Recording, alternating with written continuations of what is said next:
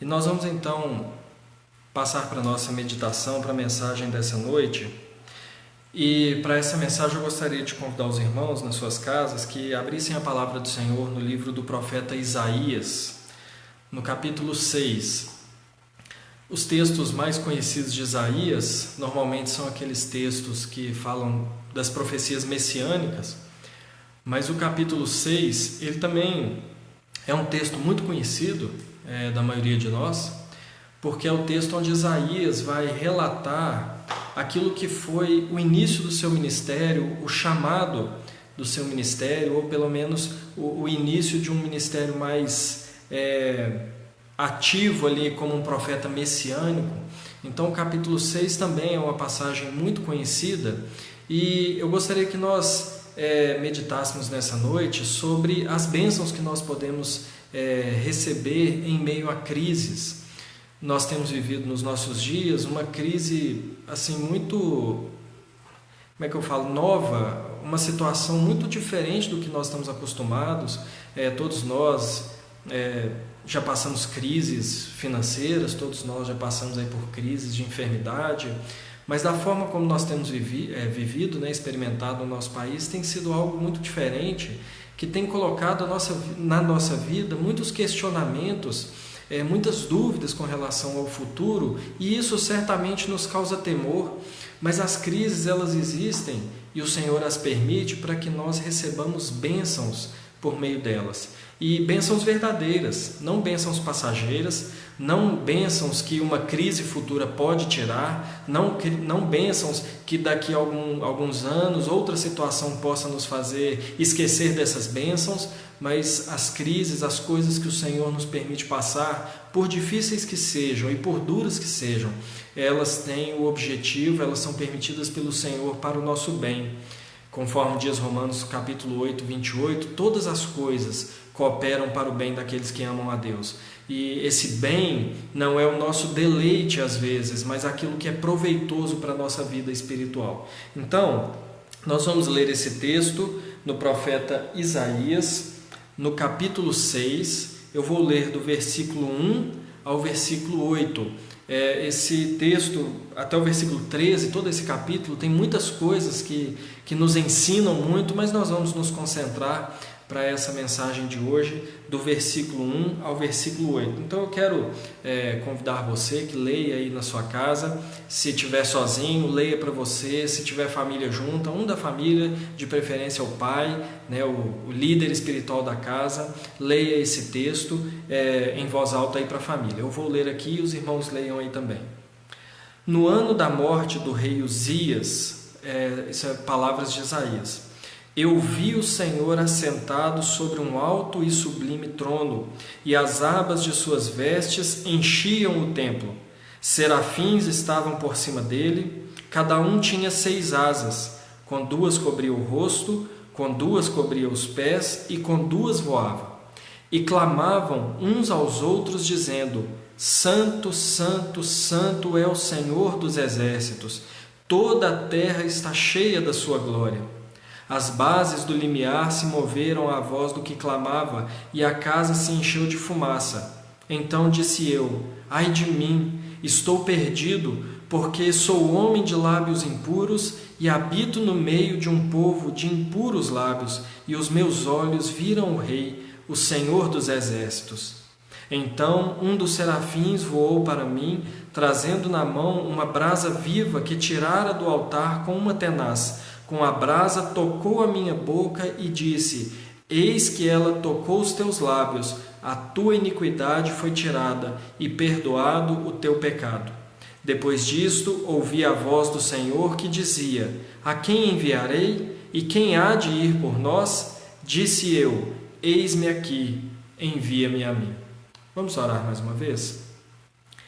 Pai, nós nos colocamos diante da tua palavra, sedentos por ouvir a tua voz, sedentos por ouvir a tua instrução, necessitados, ó Pai, de receber conforto por meio da tua palavra. Eu não tenho condições de fazer isso. Eu não tenho condições, ó Deus, de confortar, de consolar, de instruir o coração dos meus irmãos, nem de transformar, ó Deus, a vida deles, mas o Teu Espírito Santo tem. O nosso clamor é que o Teu Espírito Santo derrame da graça do Senhor no nosso coração e que por meio da Tua palavra transforme as nossas vidas. É a nossa oração em nome de Jesus. Amém. Irmãos, momentos de crise, como eu falei, eles existem e eles são muito úteis na nossa vida. Existe um pastor batista que eu gosto muito de ler os livros e ver as mensagens dele, ele chama Jonas Madureira, e ele diz que o sofrimento ele é um megafone de Deus.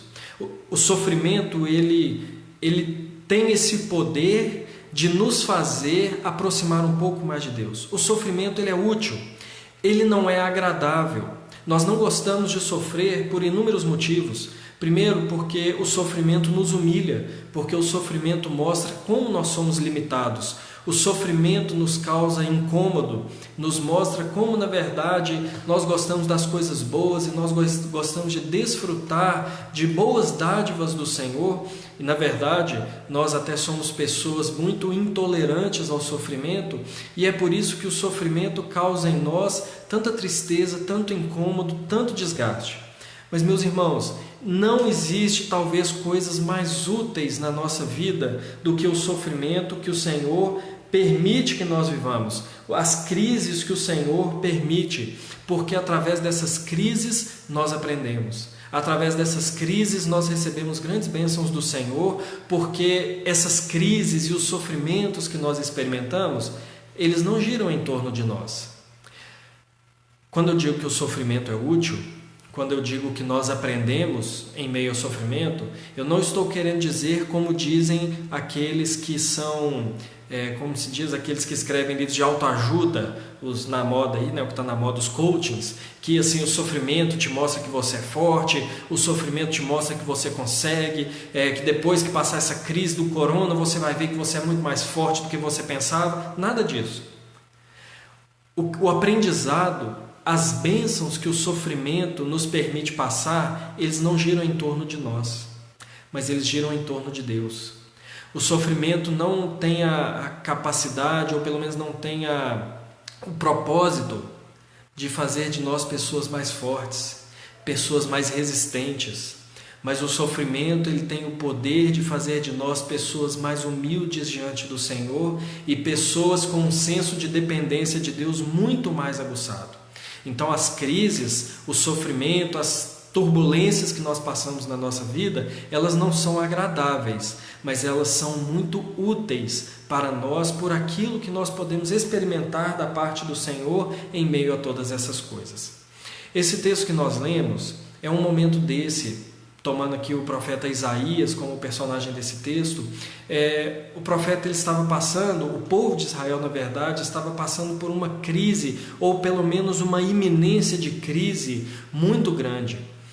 O texto começa dizendo que isso aconteceu no ano da morte do rei Uzias, e essa informação faz todo sentido porque vamos fazer uma comparação com o nosso país. De 4 em 4 anos nós temos eleições presidenciais.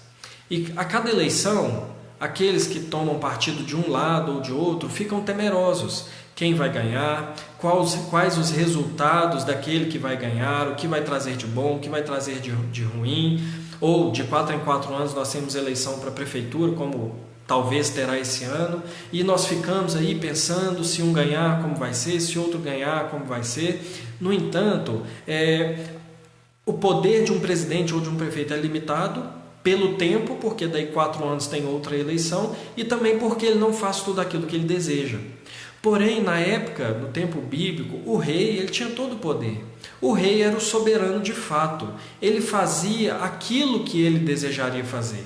Inclusive, nós vemos na história de Israel que reis que decidiram não servir ao Senhor conduziram todo o povo para a desobediência, para a idolatria, para o paganismo, e assim trouxeram sobre o povo maldição, trouxeram sobre o povo consequências da desobediência. E o rei não tinha o reinado limitado por tempo, era durante toda a vida dele. Se ele vivesse 1 ano, era um reinado de 1 ano, se ele vivesse 50 anos, era um reinado de 50 anos. Então nessa transição, Israel estava passando, o rei Uzias havia morrido, um rei que em aspectos foi um rei bom, um rei que trouxe coisas boas a Israel, mas ele morreu e a sucessão dele agora estava indefinida. Como seria? Será que esse rei seria bom? Será que esse rei atrairia bênçãos para o povo? Será que esse rei levaria o povo para longe do Senhor, atraindo maldição?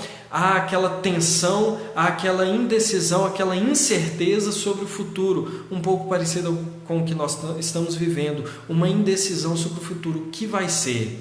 E o profeta então entra no templo do Senhor e ele tem ali uma visão que faz com que ele esquecesse daquela crise que eles estavam passando. Meus irmãos, é como eu disse, o aprendizado, as bênçãos que nós recebemos nos momentos de crise, eles são tão fortes a nós e eles giram não em torno de nós mesmos, não em torno de massagear o nosso ego, mas eles giram em torno de Deus. E quando nós entendemos isso e quando nós compreendemos o que o Senhor quer nos ensinar e quando nós compreendemos aquilo que é útil a nós, espiritualmente falando, das crises e dos sofrimentos, as crises elas parecem que nem deixam até de existir. As crises parecem que elas tomam um tamanho muito menor do que de fato elas são. Hoje nós podemos olhar o estado que nós vivemos e nós podemos perder o sono e ficar ansiosos e pensando, meu Deus, o que vai ser? Mas se nós aprendermos a passar pelas crises confiados no Senhor, elas serão diminutas. Não porque elas vão perder a sua força ou os seus resultados sobre nós, mas porque nós teremos os nossos olhos fitos em outra coisa que não a crise. Então, às vezes nós olhamos crises e problemas que nós passamos como juízo de Deus. Às vezes nós olhamos, será que eu pequei em alguma coisa, por isso que Deus está me castigando? O que tem-se muito falado, que o Brasil está experimentando isso, o mundo está experimentando isso por causa de um juízo de Deus, e pode ser mesmo, não nego isso, mas às vezes nós pensamos que as crises são resultado de um juízo direto por alguma coisa específica, ou mesmo às vezes nós tiramos essas crises das mãos de Deus e colocamos nas mãos do diabo, como se ele tivesse poder de trazer algo sobre nós, independente de Deus, e nós temos medo porque achamos que pode ser o diabo fazendo algo conosco, mas o que falta a nós perceber é que muitas vezes os momentos de crise que nós passamos é o Senhor nos dando bênçãos sem medidas.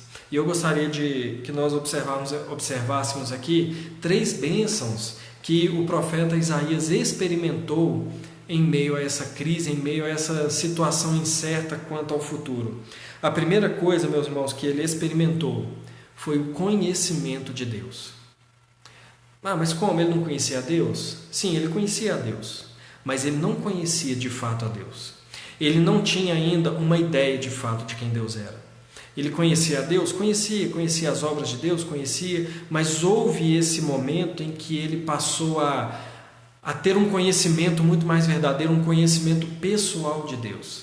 E essa talvez seja a grande bênção que nós podemos experimentar, ou uma delas, que é conhecer a Deus. Nós falamos muito, irmãos, que nós cremos em Deus. Nós falamos muito que Deus é soberano. Nós falamos muito que Deus tem todo o poder. Nós falamos muito que Deus é o dono do ouro e da prata. Nós falamos muito que a nossa vida está guardada nas mãos dele. Mas quando é que nós experimentamos isso? Às vezes nós falamos isso em momentos de prosperidade. Às vezes nós falamos isso quando tudo vai bem. Às vezes nós falamos isso quando nós não estamos experimentando a necessidade ou a fraqueza ou a limitação. E essas afirmações não deixam de ser mentira, mas elas não são experienciais. Nós não experimentamos o fato de que Deus é bom. Nós não experimentamos o fato de que Deus é dono do ouro e da prata. Nós não experimentamos, não vivenciamos o fato de que a nossa vida está bem guardada nas mãos de Deus. E foi isso que o profeta Isaías experimentou. Ele deixou de saber coisas a respeito de Deus para conhecer o próprio Deus. Olha o que o versículo 1 e 2 diz. Eu vi o Senhor assentado sobre um alto e sublime trono, e as abas das suas vestes enchiam o templo. Serafins estavam por cima dele, cada um tinha 6 asas, com 2 cobria o rosto, com 2 cobria os pés, com 2 voava, e clamavam uns aos outros, dizendo: Santo, Santo, Santo é o Senhor dos exércitos, toda a terra está cheia da sua glória. As bases do limiar se moveram à voz do que clamava, e a casa se encheu de fumaça. Então a primeira coisa é que o profeta Isaías conheceu a Deus. E o que ele conhece a respeito de Deus? O que ele vê a respeito de Deus? A primeira coisa, ele vê que quem reinava de fato, quem governava era Deus. A preocupação de Israel no momento era quem sentaria no trono depois da morte do rei Uzias. Mas o que ele vê é que já tinha alguém sentado no trono, já tinha alguém governando, já tinha alguém no controle de todas as coisas, já tinha alguém com cetro de justiça governando o seu povo. Então a primeira coisa que ele aprende em meio à crise aqui nesse texto é que o Senhor Deus, ele era de fato soberano, ele estava sentado num alto e sublime trono, governando. Ele entende então a soberania de Deus, mas ele entende mais, ele entende que havia ao redor do Senhor servos prontos a executar a vontade de Deus, servos prontos a servir ao Senhor. O texto diz que haviam ali serafins com 6 asas, e cada par de asas, dos 3 pares, tem um significado para aquilo que Isaías está contando, está narrando. Os serafins, eles tinham 6 asas, com 2 eles cobriam o rosto, mostrando reverência diante do Senhor. Eles não ousavam olhar para o Senhor, eles não ousavam fitar o Senhor nos olhos. Se nós lembrarmos daquela passagem que nós lemos hoje na escola dominical, Êxodo 33, o temor que o próprio Deus falou que deveria haver no coração do homem, olhar para Deus, porque nenhum homem olharia a Deus e viveria. Então os anjos, eles cobrem os rostos em reverência ao Senhor. Com 2 asas eles cobriam os pés, o que vai ter algumas interpretações, mas o mais provável é que cobrir os pés era sinal de submissão. Eles eram submissos ao Senhor, os servos ali, os serafins, eles eram completamente submissos ao Senhor, e com as asas eles voavam, ou seja, eles não estavam parados, eles não estavam estacionados, e o fato das asas eles estarem voando naquele momento, significava uma prontidão em servir. Eles estavam reverentes ao Senhor, submissos ao Senhor, e eles estavam prontos a agir debaixo da ordem do Senhor. Eles tinham prontidão no serviço ao Senhor. E esses anjos que tinham essas características de serviço e reverência, eles estavam clamando uns aos outros. Eles estavam anunciando uns aos outros quem esse Deus era. E eles diziam: Santo, Santo, Santo é o Senhor dos exércitos, toda a terra está cheia da sua glória. E na língua hebraica, essa repetição de 3 vezes, como nós cantamos hoje pela manhã no hino 11, Santo, Santo, Santo, é como se eles estivessem colocando a santidade de Deus no mais alto grau, no nível mais alto. Santíssimo é o Senhor, Santíssimo é o Senhor. Então, meus irmãos, a primeira bênção, o primeiro aprendizado que Isaías tem, quando ele tem essa visão no templo, quando em um momento de crise, um momento de incerteza, ele tem essa visão maravilhosa que nós não conseguimos nem imaginar o que foi, porque ele conseguia ver no máximo ali as bordas das vestes do Senhor. O que ele aprende é quem é o Senhor. O Senhor é soberano, o Senhor é santo, o Senhor tem todo o poder. Meus irmãos, se nós entendermos isso, não há motivo de nós termos medo de nada. Se nós entendermos isso, não há motivo de nós temermos nada que possa acontecer a nós. Se nós entendermos isso, não apenas sabermos explicar, muito mais do que entender um atributo, mas se nós experimentarmos isso, esse conhecimento que é um conhecimento não só intelectual, mas um conhecimento espiritual, a nossa vida será completamente transformada. Porque o nosso Deus, Ele não é um Deus que nós apenas podemos afirmar os atributos dele, mas é um Deus que nós podemos experimentar na nossa própria vida os atributos dele. Então, meus irmãos, nós estamos vivendo um momento de crise, estamos vivendo um momento de incerteza quanto ao futuro. O futuro pode se mostrar para nós melhor do que estão esperando, mas o futuro também pode se apresentar pior do que nós estamos esperando? Pode. Todas essas coisas podem acontecer. Sabe por quê? Porque o Senhor está sentado no alto e sublime trono. Ele governa, Ele faz tudo como Ele quer. Ele conduz todas as coisas como Ele deseja. Ele é o Rei de toda a terra. Ele governa. Não são as autoridades humanas que governam. Não são os prefeitos, os governadores, o presidente que governa. Não é a ONU que governa. Não são os presidentes dos outros países, por poderosos que eles pensam que são. Eles não governam. Quem governa é o Senhor.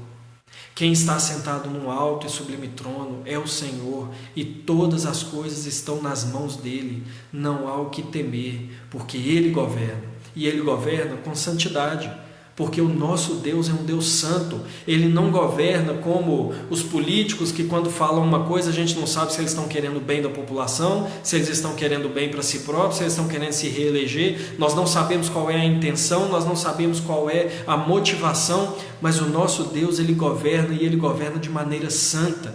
Ele governa de maneira perfeita para os seus propósitos. Ele governa de uma maneira impecável. E se nós experimentarmos isso na nossa vida, esse conhecimento de Deus, se o conhecimento de Deus para nós passar da nossa mente para o nosso coração, nós seremos transformados em meio à crise. E a crise será para nós algo muito menor do que ela tem sido hoje.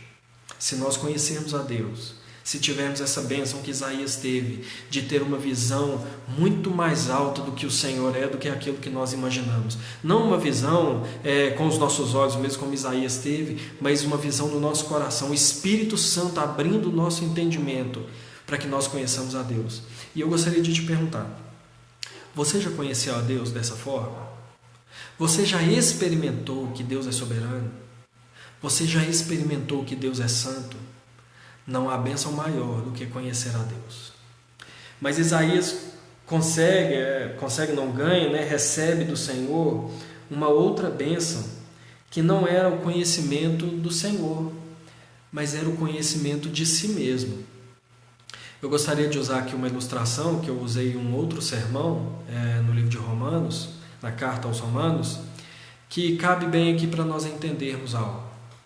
Conhecer a Deus é a mesma coisa de conhecer, não a mesma coisa, mas conhecer a Deus também significa conhecer a nós mesmos. E a ilustração que eu uso é a seguinte: Deus, ele é como um espelho que mostra quem nós somos. O que eu quero dizer com isso? Se eu olhar para um vidro, por uma janela, eu não vejo as minhas imperfeições. Se eu olhar por uma janela, eu estou vendo o outro. Por exemplo, meu óculos tem vidro, tem um material aqui parecido com vidro. Eu não vejo os meus olhos, porque isso aqui não é um espelho, eu vejo o outro. Mas Deus, ele funciona para nós como um espelho. Em que sentido? Quando nós olhamos para Deus, além de conhecer a Deus, nós conhecemos a nós mesmos. Como que isso funciona? Assim como no texto está nos dizendo. Isaías conheceu a Deus que é santo? Conheceu. Ele conheceu esse Deus santíssimo? Conheceu. Mas o que ele conheceu também? Versículo 5. Então disse eu: ai de mim, estou perdido, porque sou homem de lábios impuros, habito no meio de um povo de impuros lábios, e os meus olhos viram o Rei, o Senhor dos Exércitos. O passo seguinte a conhecer a Deus, para Isaías, foi conhecer a si mesmo. Quando ele viu que Deus era santo, ele viu como ele era pecador. Quando ele viu como Deus era glorioso, ele viu como ele era nada. Quando ele viu como Deus era eterno e soberano e poderoso, ele viu como ele era mortal. E uma bênção que nós conhecemos, meus irmãos, que nós recebemos, é conhecer a nós mesmos. Sabe por quê, meus irmãos? Porque nós achamos que nós nos conhecemos. Nós achamos que nós sabemos quem nós somos. Mas o problema é que nós temos uma visão muito aquém de quem nós de fato somos. Por quê? Porque o nosso nível de comparação são os outros. Via de regra, aqueles que nós julgamos piores do que nós. Então, se eu quero fazer uma descrição de mim mesmo, eu vou me comparar a outros. Eu falo menos mentira do que o fulano, eu sou melhor marido do que o Beltrano, eu sou um pai melhor do que aquele outro, eu sou uma pessoa mais bem aparentada do que aquele outro, eu trabalho melhor do que o fulano, eu faço isso melhor do que o outro, eu faço isso melhor do que aquele outro. E o nosso nível de comparação é sempre abaixo de nós, nós, e isso faz com que o orgulho que naturalmente existe no nosso coração faça com que nós tenhamos uma visão equivocada de nós mesmos. Nós não temos a capacidade de enxergar com clareza quem nós somos. Você já parou para pensar isso? Que você talvez não consiga listar 5 grandes defeitos seus? Você não consegue, nem eu, nós não conseguimos listar grandes falhas morais que nós temos, porque nós não conhecemos a nós mesmos quanto nós pensamos que conhecemos. Mas Deus funciona para nós como um espelho, porque Ele leva um nível de comparação para outro patamar. Comece a se comparar com Deus. Comece a comparar a santidade de Deus com a sua. Comece a comparar as palavras de Jesus com as suas palavras. Comece a comparar o temor e a obediência que Jesus tinha ao Pai com a obediência que você tem. Comece a comparar a misericórdia que Jesus exercia aos outros com a misericórdia que você exerce. Comece a comparar o sentimento altruísta de Jesus de dar a sua vida em favor do próximo com o seu sentimento de orgulho e de egoísmo. Comece a comparar as palavras bondosas de Jesus quando ele era afrontado e atacado, e eram palavras sinceras, com as suas palavras. Comece a comparar quem Jesus era com aquilo que você é. Se você fizer isso de maneira sincera, conhecendo a Jesus, você vai conhecer a você mesmo. Conhecendo a Deus, você vai ver o que você é. Vendo como Deus é santo, você vai ver como você é pecador. Vendo como Deus é eterno e infinito e perfeito, você vai ver como você é imperfeito, como nós somos imperfeitos, finitos e frágeis. Porque conhecer a Deus significa também conhecer a nós mesmos. E quanto mais nós conhecemos a Deus, mais nós conhecemos a nós mesmos. O que é uma bênção, não é agradável, porque nós vemos como nós somos fracos. Mas é uma bênção conhecer a nós mesmos, porque nós vamos tendo uma visão correta a nosso respeito. E quando nós temos uma visão correta a nosso respeito, não cabe mais orgulho, não cabe mais sentimentos de autopromoção, porque nós sabemos que diante de Deus nós não somos nada. E essa foi a postura do profeta Isaías diante de Deus. Ele não se colocou diante de Deus, olha bem, como muitos pastores se colocam hoje. Muitos pastores, se Jesus estivesse na frente deles, eles iam olhar para Jesus de cima para baixo. Muitos líderes religiosos, hoje eu digo pastores porque é o que nós vemos muito na mídia evangélica, vamos dizer assim. Muitos pastores têm uma postura com Deus de que eles não conhecem a Deus, porque se conhecessem mesmo, não tinham essa postura, mas é a postura que às vezes nós também temos com o Senhor. Posturas que às vezes nós temos, mas olha a postura que Isaías teve. Ai de mim, estou perdido, porque eu sou um homem de impuros lábios e habito no meio de um povo de impuros lábios, e os meus olhos viram ao Senhor. Deixa eu te perguntar, você já teve essa experiência de medo de Deus, terror de Deus? Você já teve essa experiência de querer se esconder de Deus? Você já teve essa experiência de achar que Deus ia matar você por causa do seu pecado? Se você não teve, você precisa ter, porque essa experiência é útil para nós, porque nós assim entendemos como Deus é santo e nós paramos de brincar com Deus. Isaías aqui não estava de brincadeira, ele teve medo de morrer, ele teve medo que o Senhor, o Deus Santo, consumisse a sua própria vida, consumisse a ele, o profeta, por causa dos seus pecados. Porque ele entendeu como Deus é santo e ele entendeu como ele era o pecador. É uma grande bênção conhecermos a nós mesmos. É uma grande bênção olharmos para o Senhor e não apenas conhecermos a Ele, mas conhecermos a nós mesmos. Nós nos tornamos pessoas mais humildes, nós nos tornamos pessoas mais sinceras diante do nosso Deus e nós tornamos pessoas diferentes quando nós reconhecemos aquilo que nós somos diante de nós. Então, em meio à crise, nós conhecemos a Deus e nós também conhecemos a nós mesmos. E qual é o resultado de conhecer a Deus e conhecer a nós mesmos? Pavor. Esse é o resultado natural. É conhecer a um Deus santo, entender que Ele pune o pecado e entender como nós somos pecadores. O resultado natural deveria ser no nosso coração pavor. Mas Deus é santo na mesma medida e na mesma perfeição que Ele é misericordioso. E o que Isaías conheceu no meio da crise e que nós temos também a bênção de poder conhecer pela misericórdia e pela graça do Senhor é a salvação. Olha o versículos 6 e 7. Então, um dos serafins voou para mim, trazendo na mão uma brasa viva que tirara do altar com uma tenaz. Com a brasa tocou a minha boca e disse: Eis que ela tocou os teus lábios, a tua iniquidade foi tirada e perdoado o teu pecado. Irmãos, na Bíblia, o fogo ele tem às vezes uma conotação de juízo, de destruição, mas o fogo em alguns momentos ele tem um significado de purificação. Então, por exemplo, lá em Pedro diz que a terra passará pelo fogo, não no sentido necessário de destruição, mas no sentido de provação.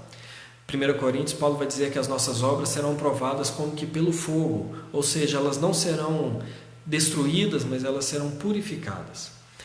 Quando o profeta diz que com uma tenaz o serafim tirou uma brasa do altar e trouxe até ele, o que ele estava dizendo é que aquele anjo levou algo para purificá-lo e não para destruí-lo. Então ele diz que ele tirou uma brasa do altar e com aquela brasa ele tocou na sua língua, na sua boca, e ele disse: As tuas iniquidades foram retiradas e os teus pecados foram perdoados. Então, uma terceira coisa que o profeta experimentou, conheceu naquele momento de crise, foi o perdão dos seus pecados, o perdão das suas iniquidades, a purificação daquilo que causava nele tanto terror, que é aquilo que atrairia juízo sobre si. Mas de onde e por que o anjo tirou essa brasa? O anjo tirou essa brasa do altar. E o altar no templo, ele estava aceso para uma questão muito específica, que era o sacrifício. Então houve um sacrifício, houve uma morte, houve um sangue derramado, e daquele lugar onde havia aquele sacrifício foi retirado algo que purificou o profeta. Então aquele profeta, ele experimenta a sensação agora de ter temor de Deus, mas esse temor sido levado embora por meio da purificação que ele recebeu por aquela brasa ou tocando, de maneira que agora ele ouve a voz de Deus e ele não teme. Mas olha que interessante, irmãos, ele se coloca na mesma posição que os serafins. Antes ele teme porque ele viu ao Senhor e ele tem medo pela sua própria vida. Ele tem medo de morrer por causa de, sendo pecador, ver ao Senhor. Mas o que ele experimenta agora é que, tendo sido purificado por aquela brasa que o tocou, agora ele se coloca à disposição do Senhor. Porque Deus fala assim: a quem enviarei? Quem há de ir por nós? E ele agora, não mais com temor pela sua própria vida, ele se coloca nas mãos do Senhor. Envia-me a mim. Eis-me aqui, envia-me a mim. Meus irmãos, a maior bênção que nós podemos receber em meio a qualquer tipo de crise. Aliás, normalmente essas bênçãos nós experimentamos em momentos de crise.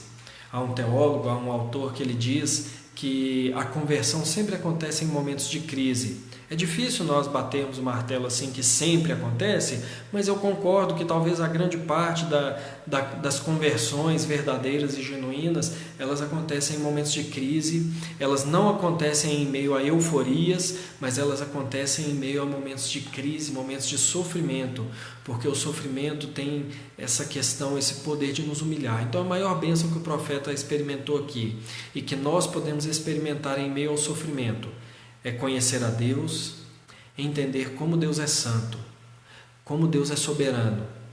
E nós temos também a graça de conhecermos a nós mesmos e ver como nós somos pecadores, perceber como nós somos limitados, como a ira de Deus pode ser derramada de maneira muito justa sobre nós, mas como resultado disso, conhecer também a graça maravilhosa do Senhor Jesus. Porque, meus irmãos, essas três coisas são verdadeiras. Primeiro, que Deus é santo e a sua santidade é perfeita. Deus é santo, Deus odeia o pecado. Deus é santo e Ele não deixa nenhum pecado sem condenação. Em segundo lugar, nós somos pecadores, nós somos limitados. A nossa vida é suja, é impura diante de Deus. Mas o Senhor tem o poder de nos purificar. E Ele nos purifica por meio daquele sacrifício que foi talvez prefigurado aqui nessa passagem. Ele nos purifica pelo sacrifício de Jesus Cristo. O Senhor Jesus Cristo se entregou por nós. O Senhor Jesus Cristo tomou sobre si os nossos pecados. Tudo isso que atrairia a ira de Deus sobre nós foi colocado sobre Jesus Cristo para que nós fôssemos purificados. O profeta Isaías foi purificado porque o altar estava aceso e tinha um animal morto ali naquele altar. Nós somos purificados porque o Senhor Jesus se entregou por nós, experimentou a ira de Deus sobre nós. E nós passamos de inimigos de Deus, de pessoas que afrontam a Deus com a sua própria vida, nós passamos de pessoas que têm uma limitação moral que atrai a ira e a justiça de Deus, para pessoas que se colocam ao serviço do Senhor. Pessoas que dizem ao Senhor: eis-me aqui, envia-me a mim. Isso é uma transformação grande demais. É uma transformação tão impactante na nossa vida, meus irmãos, que não há lugar para a crise tomar espaço no nosso coração, para o temor paralisar a nossa vida. Conhecer a Deus e conhecer a salvação que nós podemos encontrar por meio de Jesus Cristo é uma grande bênção que nós podemos extrair das crises que nós experimentamos, das incertezas na nossa vida. E talvez já conhecemos a Jesus, talvez já fomos por Ele transformados, mas precisamos de um vigor novo, precisamos de relembrar que o Senhor continua assentado no trono. Precisamos lembrar de que o Senhor está no controle de todas as coisas. E precisamos lembrar que a nova vida que o Senhor nos deu, ela não depende do governo, ela não depende da economia, ela não depende de inúmeras coisas ao nosso redor para que nós tenhamos paz e alegria, mas nós temos uma nova vida com Cristo, que o Senhor para nós, Ele nos basta. Meus irmãos, não é agradável passar por problemas, não é agradável passar por crises, sejam elas quais forem, mas é útil para nós, porque nós temos a possibilidade de conhecer ao Senhor e de sermos transformados por Ele e de conhecermos uma nova vida que só o Senhor pode nos oferecer e sairmos dessas coisas transformados. Que o Senhor nos abençoe, que o Senhor te abençoe, para que nós sejamos impactados pela palavra do Senhor, que o Espírito Santo transforme as nossas vidas, para que os nossos olhos não estejam fitos nas circunstâncias, nas dificuldades, naquilo que nós enfrentamos, mas que os nossos olhos estejam voltados para o Senhor, e que o Senhor assim abençoe a cada um de nós. Amém, irmãos?